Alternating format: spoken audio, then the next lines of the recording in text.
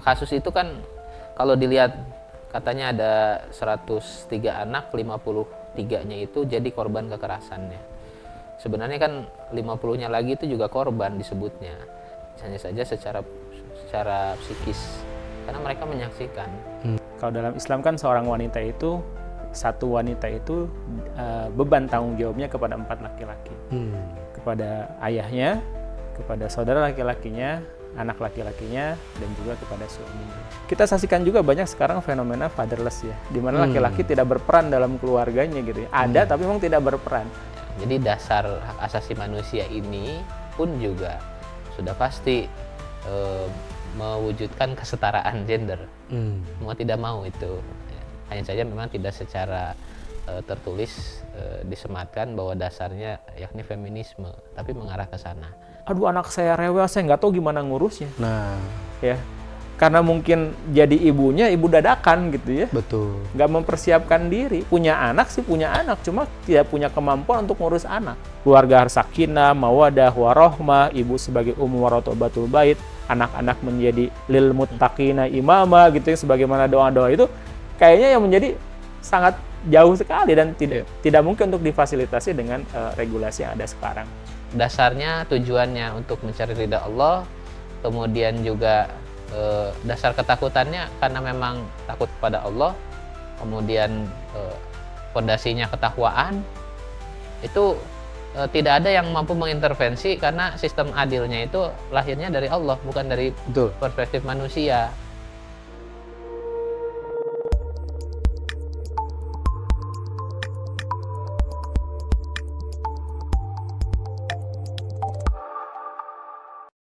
Bismillahirrahmanirrahim. Assalamualaikum warahmatullahi wabarakatuh. Alhamdulillahirabbil alamin, wassalatu wassalamu ala asrofil anbiya'i wal mursalin wa imamil muttaqin wa ala alihi wa sahbihi ajmain.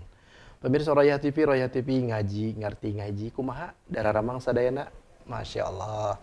Mudah-mudahan pemirsa Royah TV senantiasa dalam keadaan sehat walafiat, dalam keberkahan dan selalu dalam lindungan Allah Subhanahu wa taala. Amin amin ya rabbal alamin. Pemirsa Royah TV, di hari ini Royah TV kembali menyapa pemirsa dalam acara spesial interview Royah TV, yang mana pada hari ini kita akan mengambil tema tragedi KRL, daycare dan kapitalisasi perempuan. Lumayan ya, agak berat nih masalahnya nih. Kenapa? Karena kita baru saja dikejutkan dengan peristiwa atau tragedi KRL yang ternyata 16 korbannya semuanya perempuan. Ditambah lagi kemarin ada tragedi daycare, di mana juga di situ anak-anak lebih dari 53 orang diikat dan sebagainya. Dan ini juga ada kaitannya dengan perempuan. Itu terjadi di Jogja dan kemarin juga terjadi juga di Aceh. Pemirsa, ada apa dengan perempuan saat ini? Kenapa mereka kok bisa ya menjadi korban dan sebagainya? Apakah betul perempuan itu menjadi korban atau malah jadi pelakunya? Ini akan kita coba bahas dalam spesial interview Royah TV pada hari ini bersama dengan para pembicara. Kenapa para pembicara? Karena pembicaranya bukan satu, tapi dua. Luar biasa ya. Baik pemirsa, menarik kita bahas. Jangan kemana-mana, tetap di spesial interview Royah TV.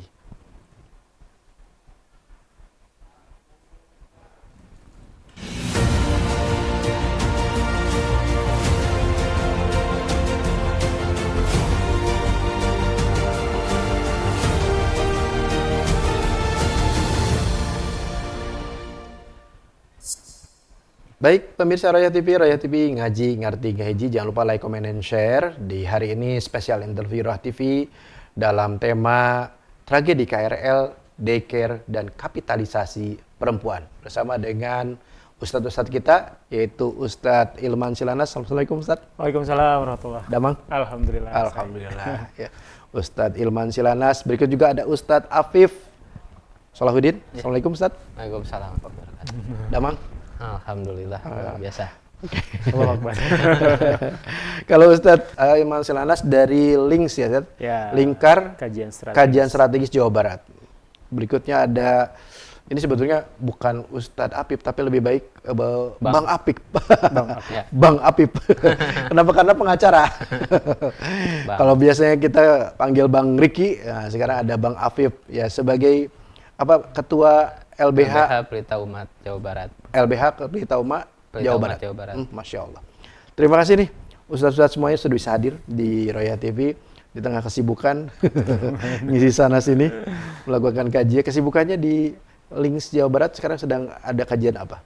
Ya, kami sekarang sedang fokus untuk kajian evaluasi 1 tahun kepemimpinan di Jawa Barat. Weh. Ya, dan Atau si Akang Et tanya. ya dalam hal ini tidak hanya person seorang pemimpin ya, tapi memang secara sistem Oh, secara oke. keseluruhan gitu. Sip, mantap. Jadi akan lebih komprehensif. Oke, sip. Gitu. Kalau di LBH Pelita Umat sekarang kesibukannya di mana, Ted? Selayaknya LBH. Oh, layaknya LBH ya. Hanya saja fokus kita untuk melindungi umat. Cah. Pembela umat Membela terpercaya. umat. Itu slogan kita. Jadi Membela umat terpercaya. terpercaya. Insya Allahu Allah. Akbar. Tugas kita selain melindungi, mengedukasi, advokasi lah sebutannya ya. Iya. Oke. Jadi para pemirsa Royah TV juga kalau ada apa-apa minta bantuan hukum bisa ya? Ya semoga nggak ada apa-apa. Semoga nggak ada apa-apa. Iya, semoga jangan. Baik. Asatid bisa semuanya di pembahasan hari ini bicara tentang tragedi KRL, daycare dan kapitalisasi perempuan. Ini saya ingin ke Bang Apip dulu. Bang Apip, ini kemarin 16 orang korban perempuan. Ada yang mempertanyakan kenapa kok bisa sampai perempuan? Ternyata bahwa si kereta api itu di belakang itu posisi tempatnya perempuan ya, begitu ya. Nah, cuma ada pertanyaan menarik nih dari netizen itu. Kok perempuan andaikan perempuan itu menjadi ibu rumah tangga, tidak bekerja. Ini menarik nih untuk kita bahas, tapi itu nanti ke belakang ya. Cuma sekarang ini apakah ini adalah satu kelalaian atau apa ini di peristiwa KRL tadi? Tafadhol Bang Apip. Ya, terima kasih saat konsen kesempatannya. Jadi kalau saya melihat secara objektif, pertama kedudukan gerbong perempuan ini sejarahnya tidak lain latar belakangi upaya untuk memberikan perlindungan terhadap perempuan. Itu latar belakang dibuatnya ada gerbong perempuan. Khusus perempuan. Iya. Kenapa di pojok itu nggak tahu ya. Mungkin ada pertimbangan teknis yang ahli kenapa ditempatkan di situ. Hanya saja kita harus terima fakta bahwa ada perlindungan khusus yang memang secara aturan atau regulasi itu dibuat di Indonesia khusus untuk perempuan. Kayak tadi itu gerbong khusus perempuan ya. Kemudian Komnas perempuan ya, ada Komnas laki-laki gitu. Cuti melahirkan kan perempuan doang ya. Iya, Ya. nggak ada yang cuti melahirkan. Tapi ada juga yang ngasih ide kalau bapak-bapaknya kasih cuti juga setelah kalau istrinya melahirkan gitu. Oh, cuti Katanya apa sama-sama repot juga gitu. Cuti ngasuh anak. Jadi artinya hak khusus itu diberikan memang untuk menghargai perbedaan. Sekalipun memang kalau secara dasar konstitusi kita di Indonesia, di sistem Indonesia saat ini mengedepankan kesetaraan. Memang itu kesetaraan. Hak-haknya itu pun juga di mata hukum sama semuanya. Kalaupun ada khusus-khusus hal demikian, pasti ada latar belakang lain yang diambil.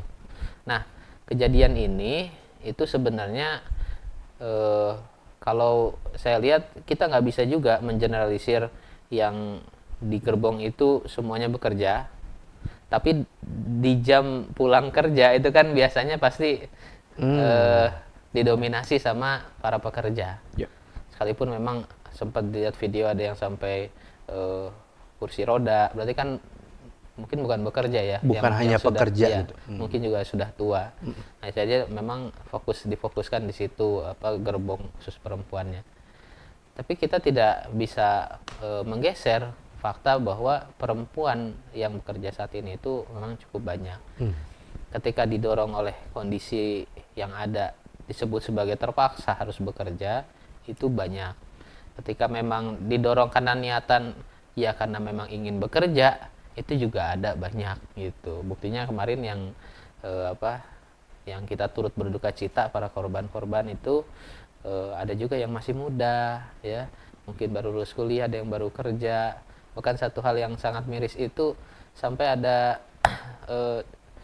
ditemukannya satu cooler bag yang isinya adalah ASI. Itu bayangin aja gitu. yang dan itu katanya yang bawa sudah meninggal. Allah. Iya.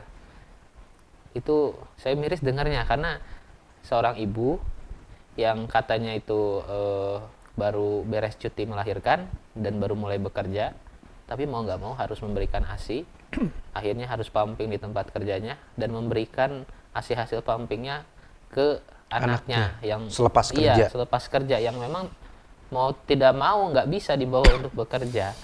Sehingga ada fitrah yang secara keperempuanan itu melekat di sana sebagai seorang ibu. Tapi kondisi prihatin banget ya gitu ya pada kondisi seperti itu. Bayangin mungkin ada ayahnya yang kehilangan anaknya, ada bayi yang kehilangan ibunya, Betul. ada suami yang kehilangan istrinya. Berarti seharusnya jadi tamparan kelas buat kita semuanya bagaimana memberikan posisi yang layak kepada perempuan yang sesuai dengan fitrahnya, juga menenteramkan hati-hati mereka yang para perempuan, juga memuaskan akal mereka. Dan fenomena ini bingung kalau misalkan dari perspektif hukum itu jelas yang namanya kejadian ini pasti ada unsur pelanggaran, tidak ada niat kejahatan memang ya, tidak ada yang berniat kejahatan tapi pelanggaran di situ ada, artinya memang harus dievaluasi dan dampaknya ini sangat besar sekali. Evaluasi khususnya di sini adalah PT KAI agar melakukan evaluasi besar-besaran. Kalau tidak ada kejadian ini, khawatir nanti bakal terulang kembali. Terutama juga pemerintah daerah yang bertugas untuk membuat palang. Itu sampai isunya katanya takut dengan ormas. Berarti kan kendalanya bukan karena tidak bisa membangun, tapi karena ketakutan, tidak ada keberanian untuk melawan ormasnya. Itu bisa dikonfirmasi lagi gitu ya. Karena isu itu yang jelas memang pembenahan ini penting supaya tidak terjadi yang namanya korban begitu banyak. Oke. Mungkin itu. Baik. Ini menarik tadi tentang persoalan perempuan bekerja. Ya. Nah, sekarang kita beralih ke fakta berikutnya, Bang Afif. Ini bicara tentang daycare. Yang kejadiannya 53 di Jogja, 53 anak diikat, lalu juga terjadi juga di Aceh. Nah, ini apakah kalau dikaitkan dengan perempuan bekerja ini bagaimana nih, Bang Afif? Ya. Sama sebenarnya dengan gerbong perempuan. Daycare itu memang tidak semuanya yang dititipkan itu ibunya bekerja. Tapi kita bisa ambil secara garis besar kenapa harus dititipkan dengan pola daycare yang dari pagi sampai sore. Sudah pasti kan ada kebutuhan mau tidak mau anaknya harus ada yang menjaga, maka daycare adalah pilihan terbaik untuk menjaga anak selain memang harus menyewa pembantu di rumahnya. Nah, kasus itu kan kalau dilihat katanya ada 103 anak, 53-nya itu jadi korban kekerasannya. Sebenarnya kan 50-nya lagi itu juga korban disebutnya. Hanya saja secara psikis karena mereka menyaksikan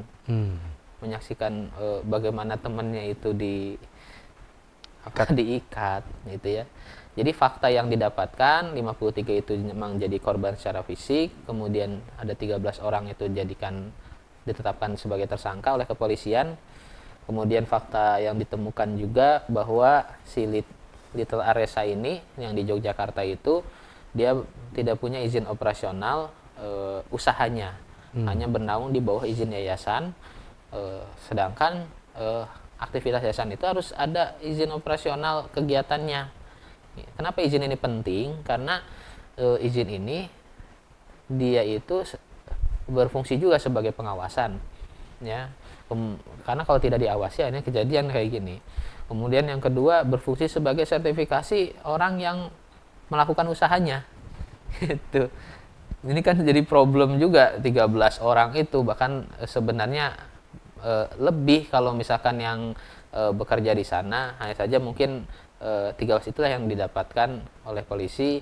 Kemudian sertifikasi ini untuk menyeleksi bisa tidak ya untuk mengasuh itu. Sama yang ketiga juga, ya kenapa harus ada izin kayak gitu teh, supaya ada dampak keterlibatan masyarakat di sekitarnya. Nah, itulah fungsi ada yang namanya izin. Kalau ini bukan lagi pelanggaran, ini kejahatan. Ini kejahatan gitu. Bahkan kejahatan yang dilakukan secara terstruktur. Kenapa terstruktur? Nggak habis pikir gitu, sampai ada yang namanya SOP ketika ketika terjadinya kelakuan seperti ini, penanganannya seperti ini. Salah satunya ketika misalkan sering mukul-mukul, tangannya diikat, sering larian misalkan gitu ya. Tapi faktanya memang kakinya diikat, tangannya diikat, kemudian mulutnya diikat. Buat apa mulut diikat? Gitu. Kecuali memang tidak sabar untuk mengasuh anak, ya. Padahal itu tidak jadi tanggung jawabnya.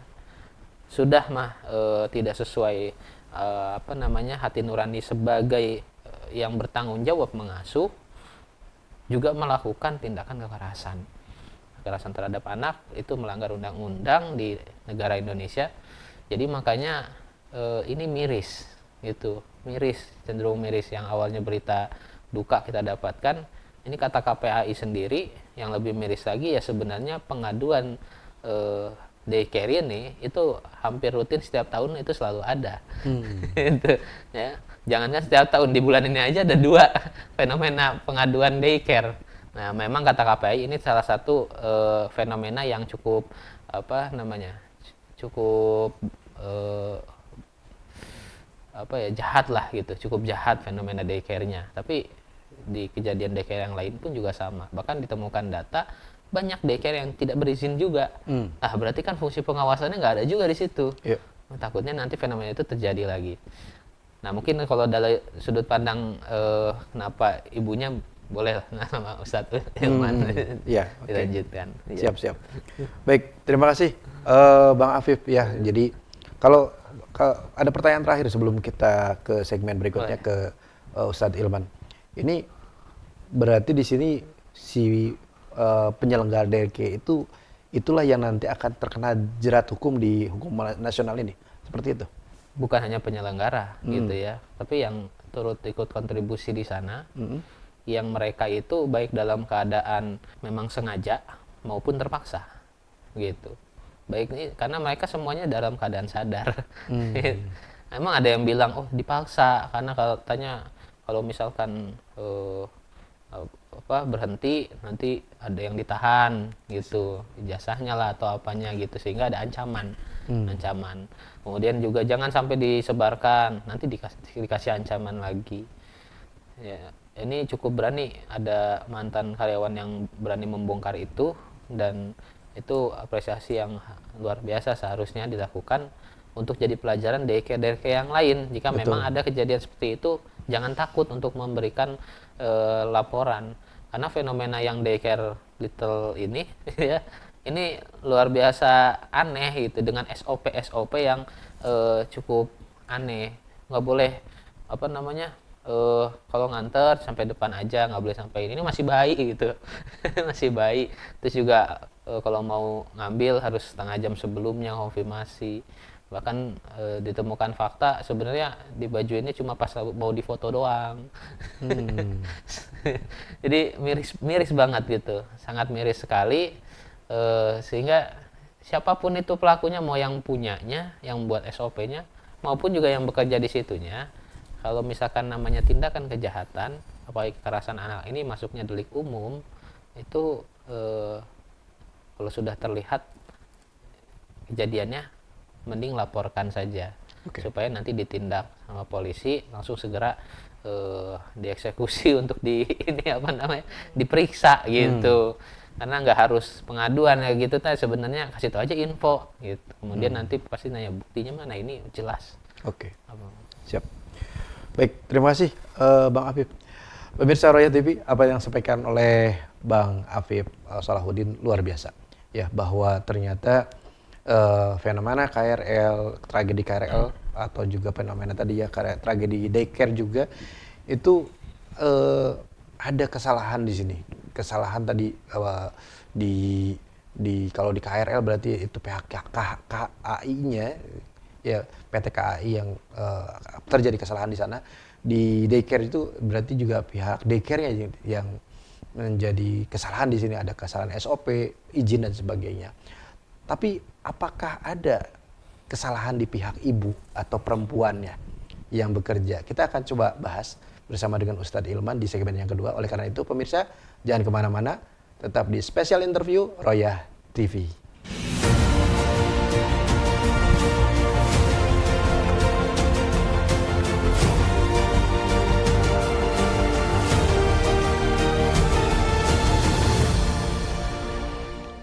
Baik, pemirsa Royah TV ngaji ngarti ngaji masih di Special Interview Royah TV, di mana pada hari ini kita sedang membahas tentang tragedi KRL, daycare dan kapitalisasi perempuan bersama dengan Ustadz Ilman Silanas dan juga Bang Afif Salahuddin.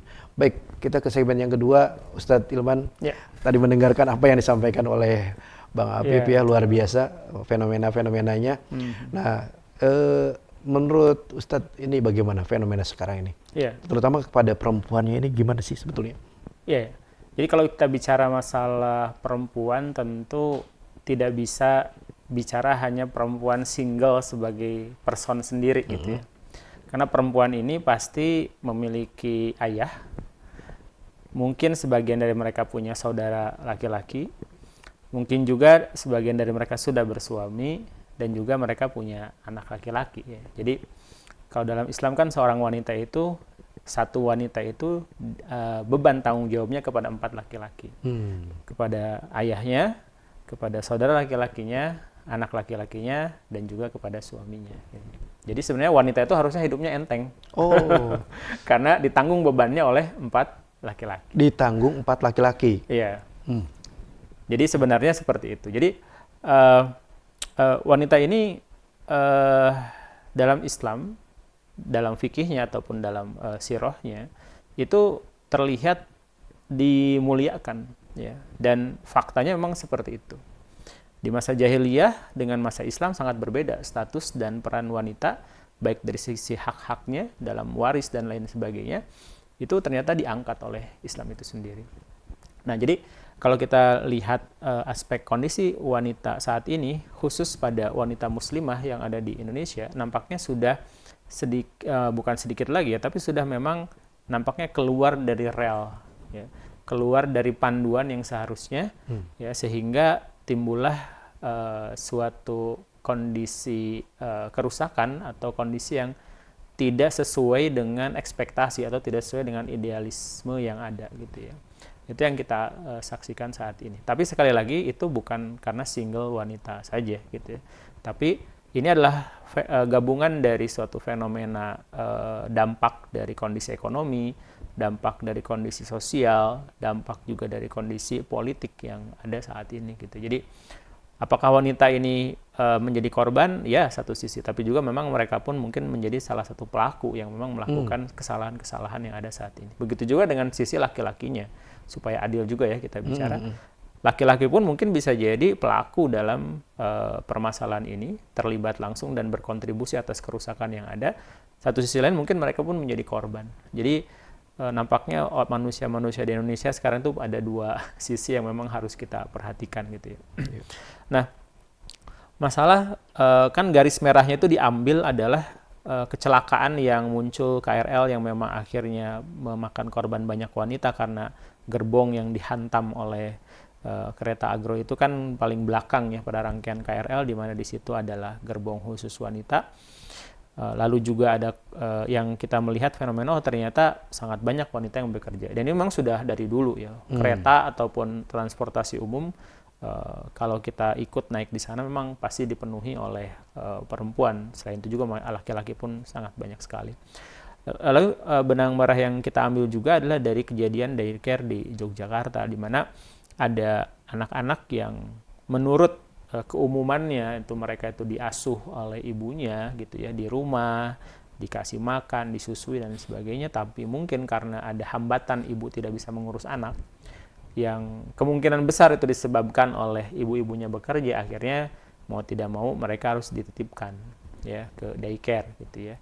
Alih-alih mungkin menitipkan ke orang tuanya mungkin karena jauh atau orang tuanya sudah sepuh atau mungkin orang tuanya sudah tidak mampu untuk ngurus gitu ya, akhirnya dicarilah tempat-tempat yang memang fokus untuk mengurus anak-anaknya. Tapi memang benang merahnya satu, yaitu adanya peran aktif yang sangat masif saat ini di sisi perempuan untuk keluar rumah, untuk istilahnya mengeskalasi dan mengekstensifikasi fungsi publik mereka gitu ya, sehingga berbondong-bondonglah wanita mengisi ruang-ruang publik yang ada saat ini gitu. Nah sebenarnya setiap laki-laki atau perempuan masing-masing memiliki jatah dan memiliki beban kewajiban terkait dengan ruang private-nya dan juga ruang domestiknya dalam hal ini di rumah dan juga ruang publiknya. Masing-masing memang ada peran seperti itu ya. Dalam perspektif syariat juga masing-masing ada perannya dan ada porsinya masing-masing. Wanita tidak selamanya memang kewajibannya hanya di rumah saja. Ada kewajiban-kewajiban umum yang sama seperti halnya laki-laki, yang akhirnya wanita pun harus keluar rumah. Misalnya wanita dituntut untuk thalabul ilmi, wanita juga dituntut untuk berdakwah, ya. Wanita juga dituntut untuk memperhatikan permasalahan umat gitu ya. Nah, itu juga adalah bagian dari peran-peran publik yang memang harus diambil oleh wanita menurut porsi syariat. Dan laki-laki juga bukan berarti harus terus fokus di ruang publiknya, karena ada ruang domestik juga yang memang harus diisi oleh laki-laki, yaitu sebagai seorang ayah, sebagai seorang tauladan, sebagai seorang qawam di rumah gitu ya, yang menjadi contoh kepada anak-anaknya, yang menjadi bisa mendisiplinkan anak-anaknya gitu kan. Maka di sana pun harus ada porsi laki-laki gitu. Jadi saya lihat ini adalah permasalahan bagaimana pola pengaturan mana yang memang area domestik yang memang wajib diisi oleh wanita dan mana area publik yang memang wajib dan juga boleh diisi oleh wanita. Begitu juga dan sebaliknya, mana ruang publik yang wajib diisi oleh laki-laki dan mana ruang domestik yang memang wajib diisi laki-laki. Kita saksikan juga banyak sekarang fenomena fatherless ya, di mana laki-laki tidak berperan dalam keluarganya gitu ya. Ada tapi memang tidak berperan. Artinya kan fungsi domestik laki-laki itu yang memang tidak muncul. Tidak menjalankan kewajibannya. Sekarang mungkin diperparah lagi, motherless lagi gitu ya. Pada saat apa? Pada saat fungsi seorang ibu itu tidak menjalankan kewajibannya di ruang domestik dia, yang mereka lebih akhirnya memilih untuk masuk ke ruang-ruang publik gitu ya. Artinya kan domestik ini nggak ada yang ngurus, sedangkan yang di domestik ini siapa? Gitu kan. Anak-anak kan gitu ya. Nah sedangkan mau seperti apa kalau misalnya kita punya taman gitu ya, kita kita tanam bibit bunga-bunga yang bagus, lalu tidak ada yang mengurusnya, hanya sekedar menanam saja gitu ya, lalu dibiarkan begitu saja. Mungkin akan tumbuh gitu, tapi akan di sekitarnya itu banyak ilalang-ilalang gitu ya, sekitarnya banyak sekali tanaman-tanaman hama yang akan mengganggu pertumbuhan dari tanaman yang kita harapkan tumbuh dengan keindahannya kan gitu ya. Ternyata kan tidak seperti itu. Pada saat apa?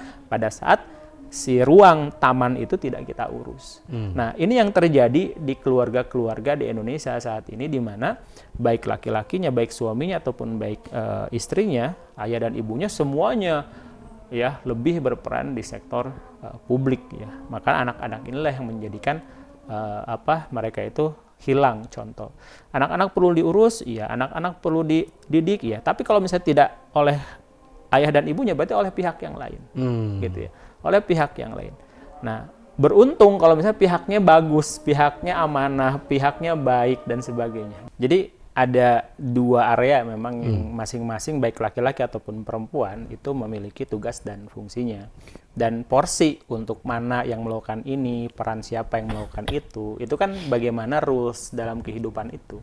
Kalau rules dalam kehidupannya ada rules dengan cara pandang kapitalistik yang ada saat ini, maka semuanya serba diukur oleh materi. Dianggap yang paling berperan itu adalah mereka, baik laki-laki ataupun perempuannya, yang paling bisa menghasilkan banyak materi, banyak uang. Dianggap itulah yang paling berperan dalam keluarga, ya. Dan leveling strata keluarga ditentukan oleh itu juga. Ya, jadi jika misalnya suaminya lebih memiliki penghasilan lebih tinggi dibanding wanita, dianggap wanitanya berada di bawah tekanan laki-laki. Ya, begitu juga dengan sebaliknya. Tentu wanita tidak mau seperti itu kan, ya, nggak mau dianggap sebagai subordinat. Maka wanita pun akan berlomba untuk membalikan kondisi tersebut, karena wanita kalau misalnya seperti itu rentan dilakukan kekerasan pada wanita, rentan dieksploitasi oleh suaminya dan sebagainya gitu kan, hanya mengurusi urusan domestik saja. Ya karena perspektifnya adalah hanya perspektif sifatnya adalah material saja gitu. Nah akhirnya wanita untuk membuktikan dirinya mampu bersaing dengan laki-laki, memiliki dignity yang sama, akhirnya mereka pun mencoba ataupun berpikir ya kita harus sama perannya seperti laki-laki, menghasilkan materi pula gitu. Dengan seperti itu kita punya kehormatan, kita punya posisi daya tawar gitu ya wanita itu. Nah akhirnya fenomena inilah yang akhirnya terjadi. Mereka lupa bahwasannya bukan materi yang seharusnya dikejar gitu kan. Ya akhirnya kalau seperti itu ya pendidikan anak, bagaimana menumbuh kembangkan anak menjadi jauh dari tujuan dari keluarga itu untuk dibentuk. Nah, inilah yang memunculkan fenomena, salah satunya ya dampaknya adalah penitipan anak-anak balita di daycare gitu ya. Nah, kalau dipandang terkait dengan bagaimana wanita memiliki peran yang sangat luar biasa pada anak, ya tentu sangat luar biasa gitu ya. Maksudnya seperti ini. Mungkin laki-laki itu baru bisa mendidik anaknya saat anaknya itu sudah bisa mendengar, sudah bisa melihat gitu ya bapaknya. Tapi bagi seorang wanita sejak awal 1000 hari kehidupan, sejak ditiupkan ruh, itulah sudah ada peran wanita untuk kesejahteraan anaknya ke depannya gitu ya, untuk pembentukan karakter anaknya ke depannya gitu. Jadi sebelum lahir pun wanita ini memiliki peran yang sangat luar biasa untuk pembentukan manusia. Dan ini manusia loh yang akan lahir selanjutnya melanjutkan peradaban, mungkin dia akan menjadi orang besar, akan berpengaruh menjadi orang yang sangat luar biasa. Itu ditentukan di rahimnya wanita ini. Betul. Artinya kan perannya sangat luar biasa sekali.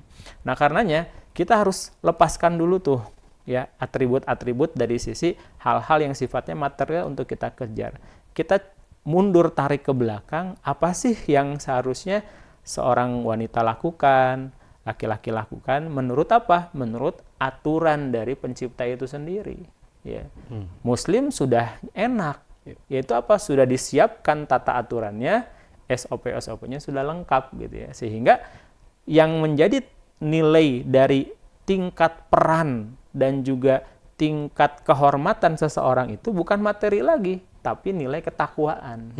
Inilah yang disebutkan dalam Al-Quran, inna akramakum indallahi atqakum.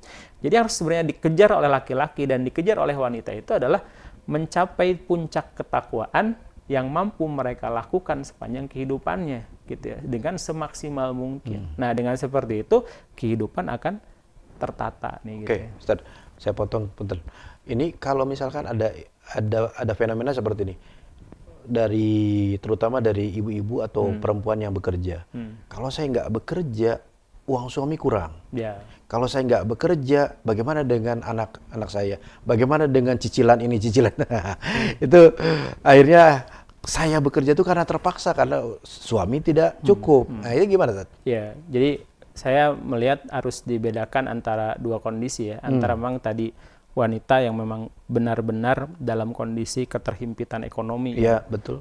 Ada seperti itu, ada juga memang sebenarnya dia luas-luas saja gitu ya. Suaminya mampu untuk menafkahi, keluarganya sudah kaya, dia tinggal bisa menjalankan peran dan fungsinya.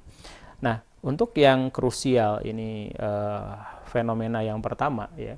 Jadi ketekanan ekonomi, kondisi-kondisi misalnya kemiskinan dan lain sebagainya itu tidak lantas mencerabut kewajiban wanita itu sendiri untuk menjalankan tugas domestiknya. Gitu ya. Jadi salah jika misal dinilai bahwasannya karena saya miskin maka saya tidak perlu lagi ngurus anak. Saya boleh saja meninggalkan anak saya di rumah sendirian tidak terurus karena saya harus cari duit keluar. Itu adalah perspektif yang keliru. Dan salah juga seorang suami yang akhirnya membiarkan ya karena kita miskin berdua ya udah kita bekerja semuanya keluar rumah gitu. Lalu suami dengan permisifnya membolehkan istrinya keluar rumah dan meninggalkan anak-anaknya dan anaknya dititipkan di tempat yang lain yang tidak terjaga dari sisi kondisi pendidikannya ke depan harinya. Jadi eh, semua kondisi itu, kemiskinan ataupun kondisi, misalnya saya udah bergelar loh, masa saya di rumah aja gitu kan. Ada yang seperti Ada itu. juga yang seperti itu, Ya. betul. Jadi mau kita ya seorang wanita itu gelarnya sudah tinggi, mau profesor sekalipun, mau dia itu hanya tamatan SD, mau itu dia miskin atau mau itu dia kaya, tidak dikecualikan dalam kewajiban dia sebagai ibu dan sebagai pendidik di rumah tangganya itu, di rumahnya itu. Karena itu semua adalah sudah default kewajiban yang Allah dan Rasulullah Allah tetapkan gitu dan disampaikan oleh Rasulullah SAW. Nah, jadi itu semua tidak boleh menjadi alasan. Ya. Bentar, satu lagi. Kalau misalkan dalam Islam, sebetulnya wanita itu boleh nggak bekerja? Ya. Nah, wanita itu bekerja untuk dalam artian ini mencari keluar rumah untuk melakukan akad-akad pekerjaan itu hukumnya mubah. Boleh sebetulnya. Boleh, ya. Diperbolehkan gitu ya. Nah, tapi kan dalam Islam itu ada hukum itu kan ada yang wajib, ada yang sunnah, ada yang mubah, ada yang makruh, ada yang haram. Betul. Ya, keluar rumah tidak sampai haram, gitu kan. Dalam artian bekerja dia mubah saja. Ya, wanita bekerja itu mubah, ya. Tapi ingat ada perkara yang wajib, ya harus dia lakukan. Tentu dalam strata prioritas amal seorang Muslim, maka yang wajib ini harus didahulukan. Gitu, yang wajib ini harus didahulukan.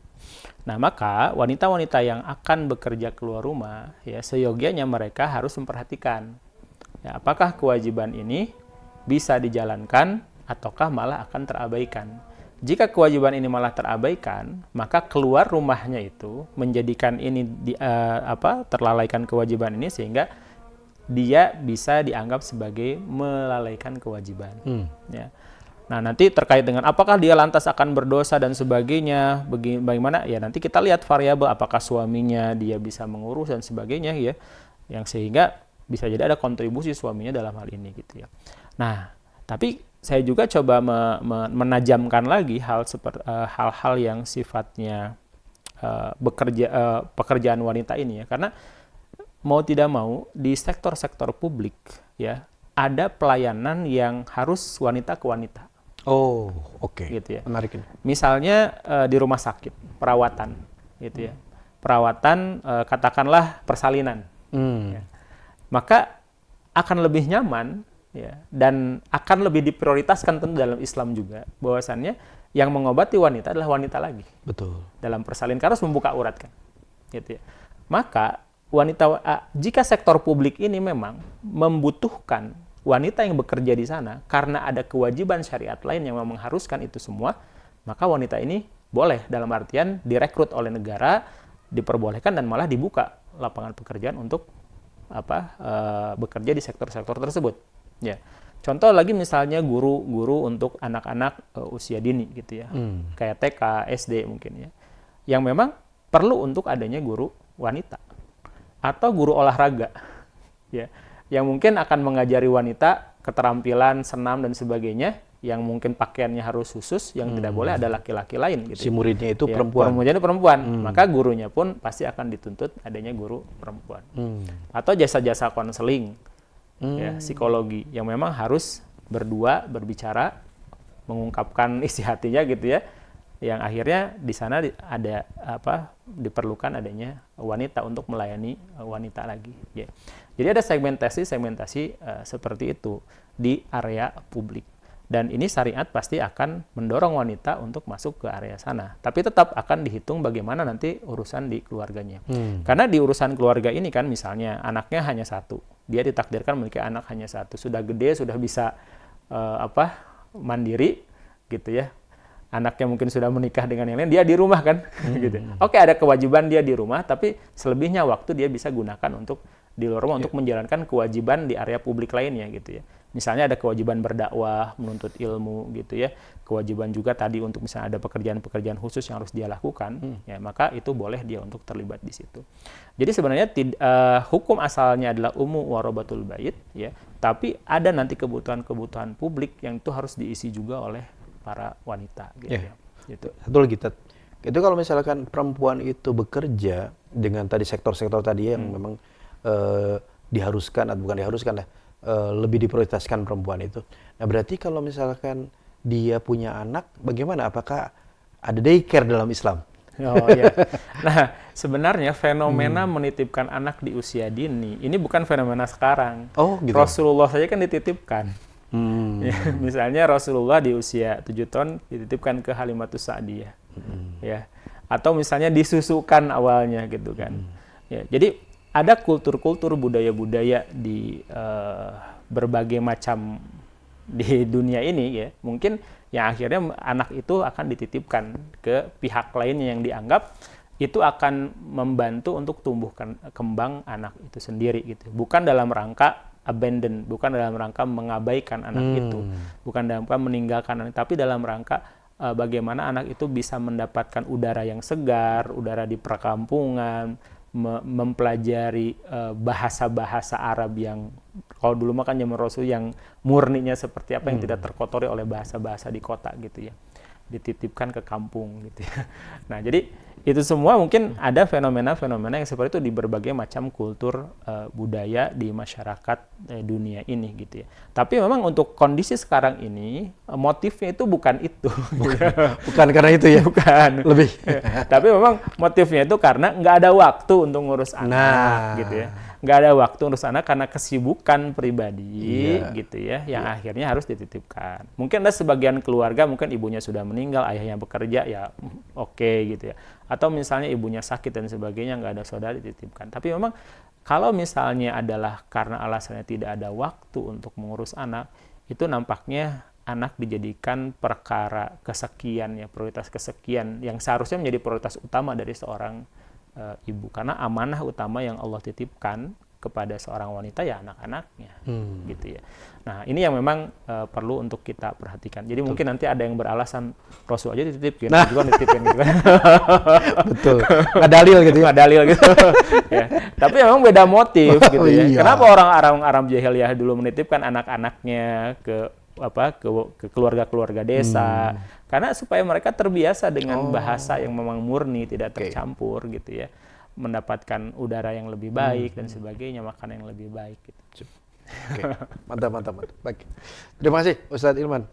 Baik pemirsa Royah TV, menarik ya yang disampaikan oleh Ustadz Ilman berkaitan dengan fenomena tadi wanita bekerja lalu juga wanita menitipkan anak. Bahkan tadi Ustadz Ilman juga menegaskan ya dalam Islam bagaimana hukumnya. Boleh sebetulnya ya. Cuma persoalannya ada kewajiban memilih mana yang boleh dan mana yang wajib. Nah ini harus bisa punya pilihan. Cuma persoalannya sekarang bagaimana dengan hukum yang ada di Indonesia saat ini ya tentang posisi wanita. Apakah memang hukum yang ada di atau regulasi yang ada di Indonesia itu sudah berpihak kepada wanita? Kita akan coba bahas bersama dengan Bang Afif di segmen berikutnya. Oleh karena itu pemirsa jangan kemana-mana, tetap di Special Interview Royah TV.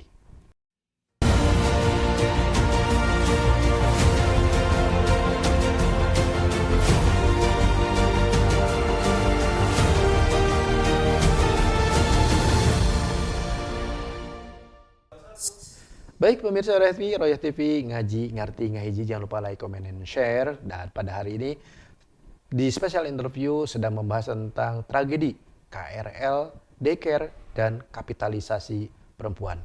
Setelah kita tadi membahas tentang seperti apa sih seharusnya wanita itu bersama dengan Ustadz Ilman, sekarang kita akan coba bahas tentang persoalan hukum bersama Bang Afif Solahuddin. Baik Bang Afif, ini tentang regulasi nih, regulasi. Apakah sekarang regulasi di negeri kita ini sudah pro terhadap perempuan atau bagaimana? Tafadhol. Ya, saya sempat singgung di awal tadi terkait dengan kedudukan hukum memandang gender di negara kita, bahwa asasnya yakni kesetaraan. Jadi artinya mau laki maupun perempuan pada dasarnya itu setara. Kenapa dasar ini jadi patokan?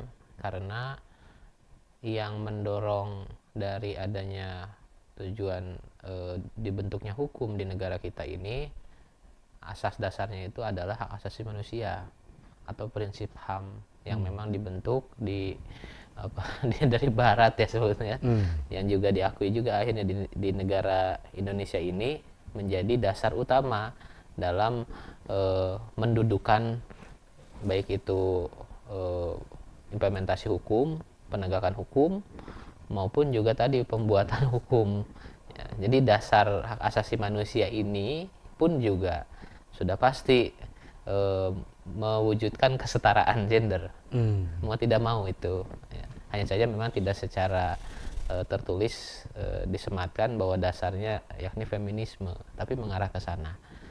Itu hal yang memang harus kita ketahui, karena mau bagaimanapun hukum itu dibuat, tujuan hukum itu sendiri yang berpengaruh terhadap pelaksanaannya nanti.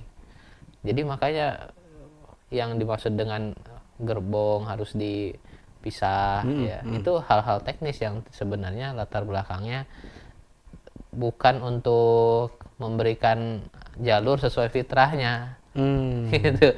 Karena kan, ada masukan terkait dengan perempuan tuh pengen dong dapat ruang yang khusus supaya tidak dilecehkan, ya. Ketika disatukan dengan sama perempuan justru malah makin menjadi-jadi keributannya malah di sana itu. Justru banyak perempuan yang lebih merasa nyaman di gerbong umum karena lebih dihargai oleh laki-laki. Gitu.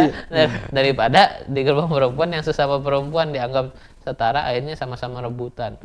Iya. Jadi perspektifnya kan ketika kesetaraan ini atau disebut equality ini itu memang salah. Itu karena memandang gender ini nggak bisa disetarakan sejak awal. Masya Allah. Ya kan, yang bagus itu memang memandang gender ini equity, yakni keadilan substansial. Jadi nggak sama rata, gitu, nggak bisa disamakan. Nggak bisa disamakan. Iya, karena memang pada dasarnya kan fitrahnya itu berbeda.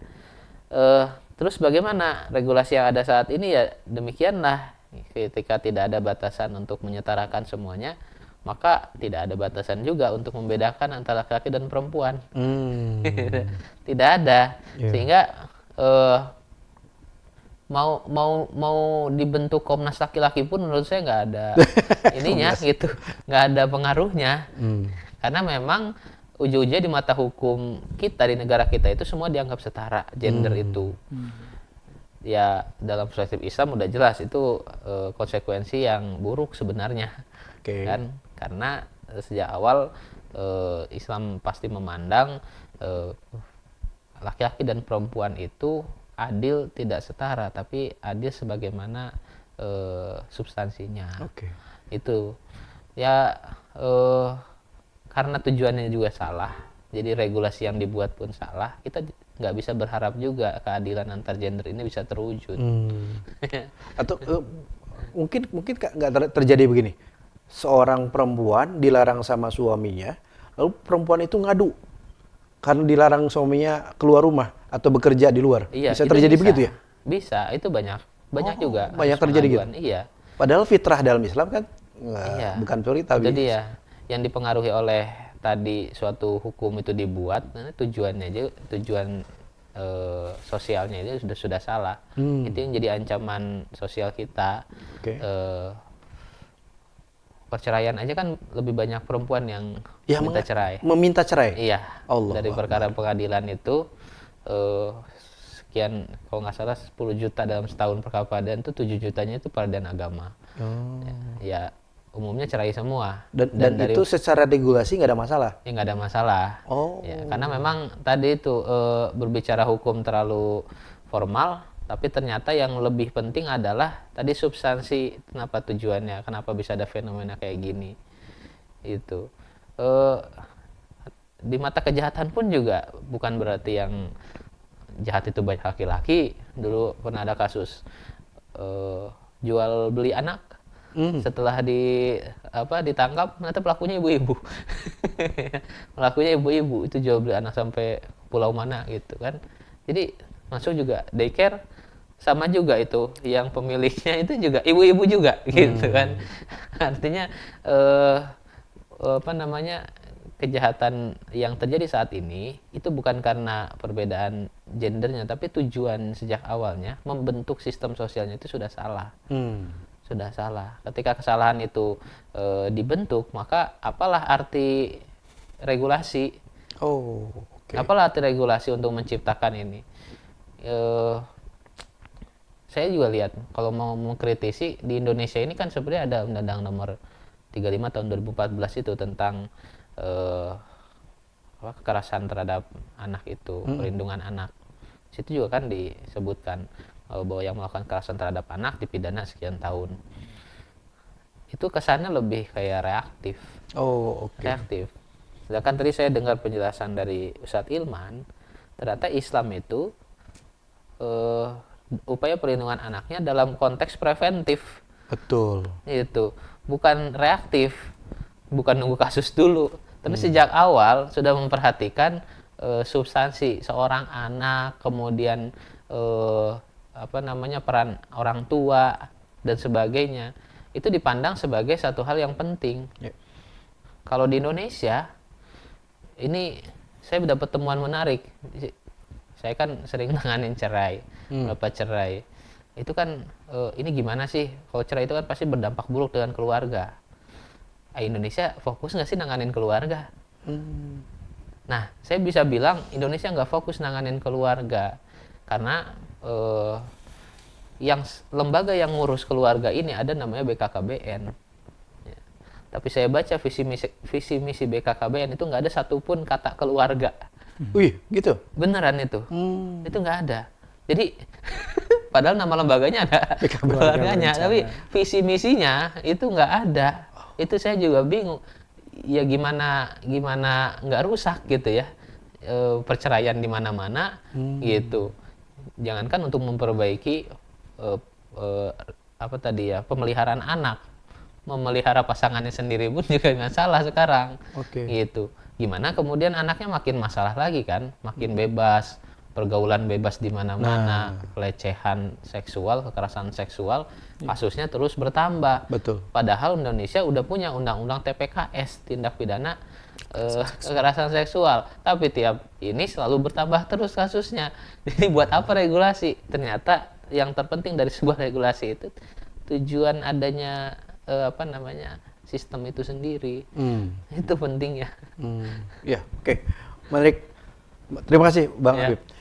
Ke Ustadz Ilman. Ustadz, ini bicara tentang hukum atau regulasi dengan tatanan sosial. Itu menarik tuh. Ini bagaimana menurut Islam hubungan antara regulasi atau hukum dengan tatanan sosial? Iya. Untuk menghasilkan atau untuk membuat seorang individu itu katakanlah bisa baik ya, baik dalam perspektif umum ataukah baik dalam perspektif khusus Islam, dia bertakwa gitu ya. Maka dari fenomena amaliyah atau perilaku yang dia lakukan tentu tidak sekedar karena adanya dorongan di dalam individu, di dalam dirinya saja. Tidak sekedar karena ada niatnya saja, tidak sekedar karena ada pemahamannya saja. Ya. Tapi ada yang disebut dengan enabling factor. Ada faktor yang memungkinkan dia melakukan itu, melakukan ketakwaan seperti itu. Ya. Misalnya saya mau sholat berjamaah gitu ya, saya terdorong, tapi masjid sebelah mana gitu kan? Akhirnya kan enabling faktornya tidak ada. Ya, gitu. Misalnya akhirnya kan saudara-saudara kita di Jepang gitu ya, karena kesulitan itu akhirnya mereka terdorong untuk membuat masjid. Betul. Supaya apa? Supaya enabling faktor untuk bisa dilakukannya sholat berjamaah itu ada. Faktor yang akhirnya memungkinkan seseorang untuk berpeluang untuk melakukan ketakwaan. Ya. Kalau sekarang mungkin, wanita harus berjilbab. Ya, pertanyaannya, ada nggak tukang jahit di sini yang menjual ataukah yang bisa menjahitkan itu semua gitu kan? Nah, itu kan jadi faktor enablingnya. Atau seorang anak wanita ya harus diberikan oleh orang tuanya, difasilitasi untuk itu semua. Atau adanya sekolah-sekolah Islam dan sebagainya. Itu faktor enabling. Ya. Nah, lalu yang selanjutnya ada faktor yang harus memperkuat itu semua. Memaksa jangan sampai orang itu berpaling dari ketakwaan itu. Ya. Yaitu rambu-rambu hukum tadi yang kita bicara, yang Bang Afif bicarakan gitu ya. Yaitu adanya undang-undang, adanya aturan yang jika orang ini mau keluar dari ketakwaan, dia ditahan oleh aturan itu. Dia akan berpikir 1000 kali untuk melanggar ketakwaannya gitu kan. Misalnya saya mau nyoba mabok misalnya gitu ya, mau nyoba mabok, itu udah keluar nih. Nah, tapi karena ada faktor enforcing, Enablingnya sudah nggak ada nih, udah nggak ada yang jual. Tapi saya tetap akan mau gitu kan. Tapi karena ada faktor enforcing, dia akan berpikir, ya, kalaupun dia bisa mendapatkan barang itu untuk minum itu dia akan berpikir 1000 karena konsekuensinya adalah pidana. Ya. Jadi ada faktor-faktor yang sifatnya predisposisi di dalam dirinya, ya, pemahaman dia, niat dia, dorongan baik dia dalam dirinya. Lalu ada juga faktor enabling, lingkungan dia, fasilitas yang ada gitu ya, yang akhirnya dia bisa mengakses itu semua dan memudahkan untuk melakukan ketakwaan itu. Dan yang terakhir ada faktor reinforcing, pemerkuat, ya, yang memaksa seseorang untuk melakukan atau untuk tidak melakukan sesuatu. Nah, kembali ke fenomena tadi gitu ya, misalnya anak-anak yang dititipkan gitu ya, atau diabaikan oleh kedua orang tuanya, itu pasti ada faktor-faktor 3 tadi. Bisa jadi karena pemahaman orang tuanya yang nggak sampai untuk bisa memahami bagaimana anak itu harus diurus, apa peran orang tua, apa peran seorang suami, apa peran seorang istri, apa peran seorang ibu, tugas-tugas ibu apa saja. Mungkin dia ada waktu, cuma aduh anak saya rewel, saya nggak tahu gimana ngurusnya. Nah, Ya, karena mungkin jadi ibunya ibu dadakan gitu ya. betul. Nggak mempersiapkan diri. Punya anak, cuma tidak punya kemampuan untuk ngurus anak. Gitu. Artinya kan dari sisi faktor individu dia yang memang tidak siap untuk mendapatkan amanah itu. Ya. Atau yang kedua, nggak ada faktor enablingnya. Ya. Yang memungkinkan dia untuk bisa ada waktu fokus mengurus anaknya. Dia harus ngurusin kerjaan ini, kerjaan itu. Karena kalau nggak urus, ini nggak akan tercukupi kebutuhan primer utamanya itu makan, minum, berpakaiannya. Enablingnya hilang. Ya. Atau mungkin ada faktor enforcing yang akhirnya memaksa wanita itu untuk keluar rumah, gitu ya. Misalnya, ya wanita ini dieksploitasi, gitu ya, oleh suaminya, oleh keluarganya, gitu ya, dipaksa keluar rumah. Kita tidak menafikan ada fenomena yang seperti itu juga, gitu ya. Nah, jadi harus disisir dulu nih. Ini karena faktor di dalam dirinya sendiri, karena faktor enablingnya, dan atau ada faktor yang memaksa wanita itu untuk keluar. Maka pendekatannya pun akan berbeda nanti. Ya, pendekatannya berbeda. Biasanya kalau misalnya wanita-wanita yang memang keluar rumah untuk bekerja dan meninggalkan anak-anaknya gitu kan, hanya dikarenakan karena ingin mengejar karir dan sebagainya, berarti itu faktor predisposisi benar-benar pada dirinya sendiri yang memang perlu diluruskan dulu nih, ya, peran dan fungsinya itu seperti apa. Nah, atau mungkin dia harus bisa memikirkan bagaimana supaya keduanya bisa berjalan dan tanpa mengabaikan salah satunya, terutama masalah anak-anaknya gitu ya. Jadi mau tidak mau dia harus bilang ke tempat dia bekerja, kalau anak saya sakit, kalau anak saya ini, pokoknya saya harus pulang jam sekian, harus ngurus anak saya, gitu ya. Karena saya punya bayi dan sebagainya, mohon dikasih cuti yang panjang dan sebagainya. Bisa kan tawar-menawar seperti itu. Nah, jadi itu adalah kalau kita dalami ada aspek-aspek demikian yang nanti pendekatannya tentu akan berbeda-beda. Gitu. Baik. Nah, bicara tentang regulasi, Ustaz. Apakah kita itu dengan regulasi yang sekarang masih bisa menyatakan bahwa it's okay, nggak masalah dengan regulasi sekarang, jalan aja? Iya. Tadi yang disampaikan oleh Bang Apip tadi. Jadi nampaknya regulasi yang ada saat ini hanya dibuat berdasarkan kepada pandangan kebutuhan yang tidak komprehensif terhadap kebutuhan pengaturan kehidupan keluarga dan kesejahteraan anak. Ya. Tadi selalu dibangun ataupun dimotivasi atas adanya kasus, atas adanya fenomena yang dianggap merugikan, adanya suatu kondisi yang dianggap itu berbahaya, ya, atau mungkin bahayanya sudah terjadi, baru akan diregulasi, gitu ya. Ya, misalnya kayak undang-undang terkait dengan yang kemarin baru perlindungan pekerja rumah tangga ya. Ya, itu kan sudah 20 tahun yang lalu tuh, gitu kan. Karena ada banyak kasus pembantu-pembantu rumah tangga yang disiksa, tidak dikasih kesejahteraan, gitu kan. Ya, akhirnya apa? Akhirnya didorong mau nggak mau harus ada undang-undang. Jadi reaktif ya? Reaktif gitu ya, sifatnya reaktif gitu. Walaupun akhirnya tebang pilih juga ya untuk pembuatan pengesahan regulasinya. Nah, dan dalam proses politiknya, celakanya adalah undang-undang di Indonesia itu dibuat berdasarkan hasil produk politik.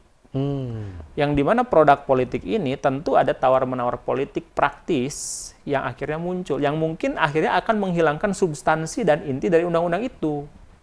Ya, kita kena ada undang-undang KPK, lalu direvisi dengan proses politiknya, akhirnya malah jadi tumpul KPK-nya, tidak malah menjadi semakin tajam lagi gitu ya. Nah, atau undang-undang terkait dengan minerba gitu ya, yang diharapkan ini bisa untuk merealisasikan bumi, air bumi dan kekayaan miliknya untuk masyarakat, ternyata malah tumpul juga ya, ekonomi ekstraktif akhirnya malah tidak memberikan kesejahteraan. Betul. Nah itu karena ada proses politik ini yang akhirnya menjadi bias sehingga tidak sampai kepada tujuan. Jadi terlalu lama untuk pembuatan regulasi, terlalu high cost, terlalu banyak tawar-menawar. Gitu. Jadi kalaupun tadi misalnya akan dimunculkan regulasi tentang keluarga, itu pasti akan proses politiknya akan sangat melelahkan sekali. Dan untuk Islam masuk, untuk bisa masukkan Islam, ini akan ada isu lagi nanti. Kita bukan negara Islam, kita bukan ini dan sebagainya. Akhirnya bisa jadi tawar-tawar lagi, padahal hukum dari Allah sudah matokkan seperti itu. Yang wajib ya wajib, tapi kalau dimasukkan ke dalam proses politik sekarang, yang wajib bisa jadi tidak wajib lagi, jadi hanya sekedar pilihan saja. Nah, jadi regulasi yang sekarang ini akan jauh dari tercapainya substansi yang diinginkan Allah Subhanahu wa taala terkait dengan keluarga itu sendiri. Keluarga harus sakinah, mawadah, warahmah, ibu sebagai waratobatul bait, anak-anak menjadi lil muttaqina imama gitu ya, sebagaimana doa-doa itu kayaknya yang menjadi sangat jauh sekali dan tidak mungkin untuk difasilitasi dengan regulasi yang ada sekarang. Apakah regulasinya kurang? Ya memang sangat kurang sekali karena harus mengatur detailing. Kalau fikih dalam Islam mengatur detailing kehidupan sehari-hari yang memang sangat praktis untuk bisa dilaksanakan oleh apakah suami ataupun oleh istrinya secara langsung gitu. Oke. Baik. Terakhir Ustadz Ilman dan juga Bang Apip sebagai closing statement-nya.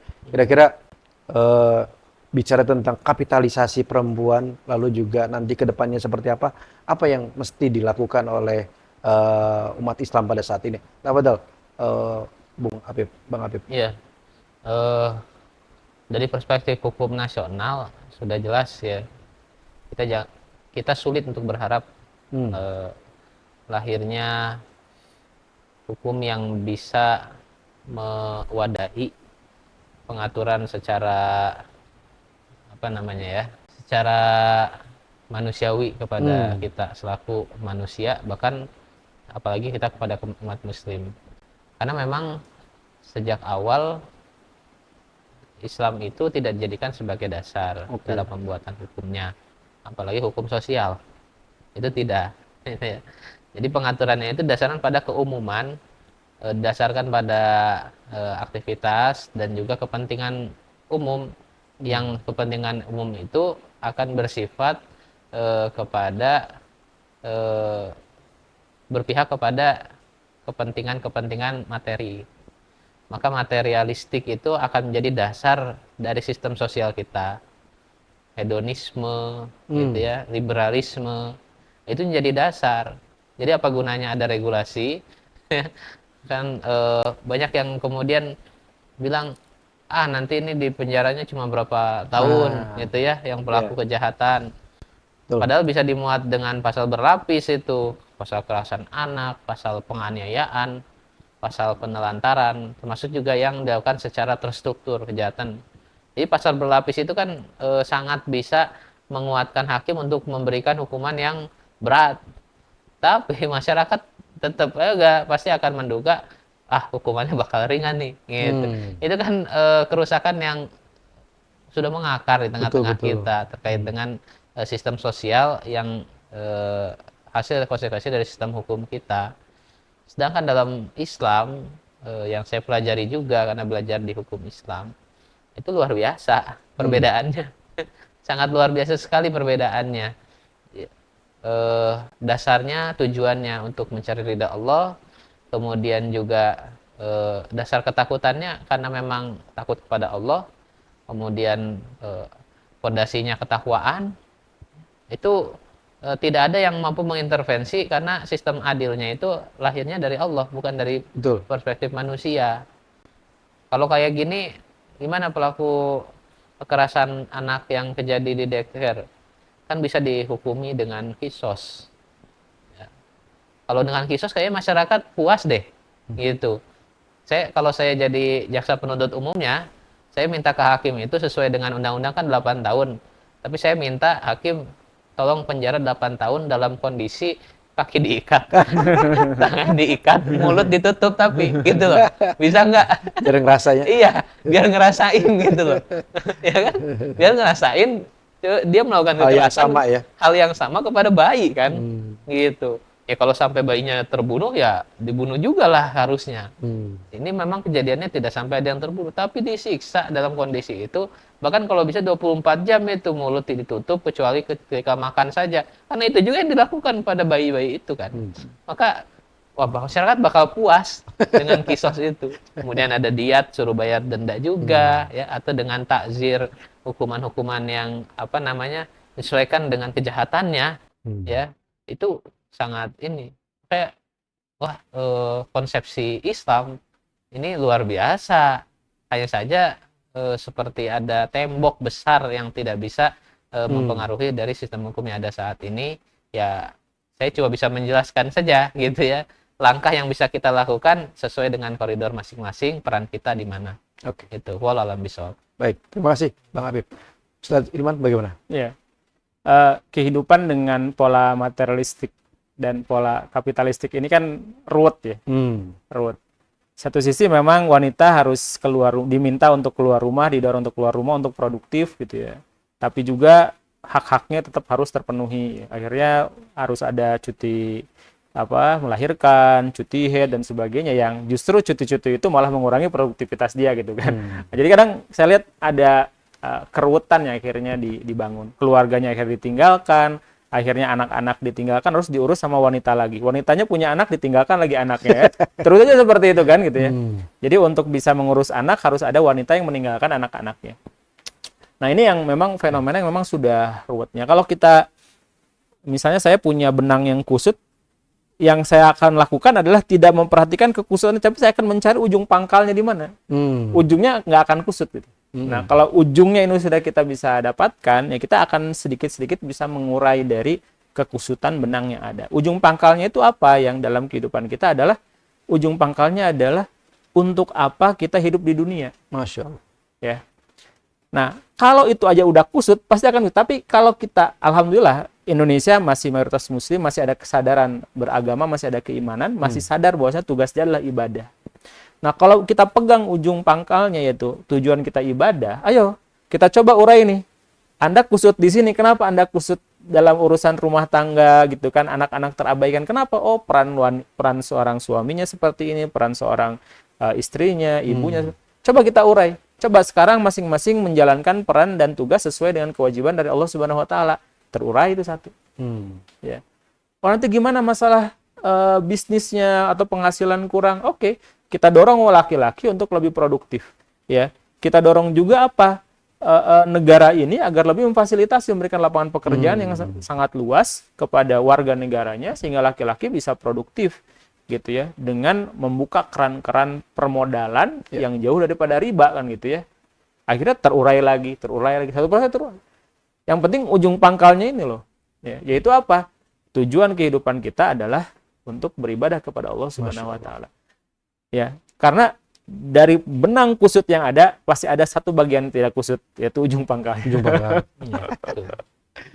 Baik, Masya Allah. Ya, jadi di situ tinggal kita urain, oh ternyata harus seperti ini. Oh ini bukan ibadah, tinggalkan. Oh ini ibadah, jalankan. Iya. Ini untuk ketakwaan, lakukan ya. Skala individu ataupun skala negara. Jadi Islam kafah itu pentingnya di sana. Masya Allah. Yang pangkalnya dari situ. Insya Allah. Baik, terima kasih Ustadz Ilman dan juga Bang Habib Salahuddin. Baik pemirsa Royal TV, luar biasa ya pembahasan kita pada hari ini. Bicara tentang tragedi KRL, lalu juga daycare dan kapitalisasi perempuan. Tadi yang disampaikan oleh Bang Habib dan juga Ustadz Ilman, bahwa ini kondisi persoalan regulasi yang mengubah tatanan sosial, dan juga bicara tentang masalah kondisi individu kaum muslimin yang ruwet ya. Tadi kalau kata Ustadz Ilman, benang kusut. Tapi ada satu yang tidak kusut. Apa itu? Yaitu ujung pangkalnya itu. Apa? kembali kepada fitrah manusia ketika diciptakan, atau kita sebagai diciptakan, bahwa kita diciptakan illa liya'budun, kecuali untuk beribadah kepada Allah Subhanahu wa taala.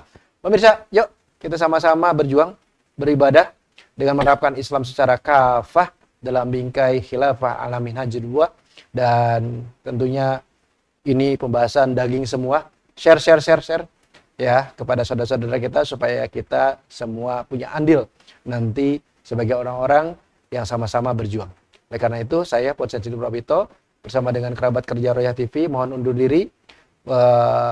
Mudah-mudahan pembahasan ini sangat bermanfaat bagi kita semua. Kepada Ustadz Ilman, jazakallahu khair, juga Bang Apip, mudah-mudahan menjadi barokah bagi antum dan keluarga. Amin. Baik, mari kita tutup dengan doa kifaratul majelis. Subhanakallahumma bihamdika asyhadu an la ilaha illa anta astaghfiruka wa atubu ilaik. Sampai ketemu lagi di pembahasan yang akan datang. Bila taufiq wal hidayah. Wassalamualaikum warahmatullahi wabarakatuh. Waalaikumsalam.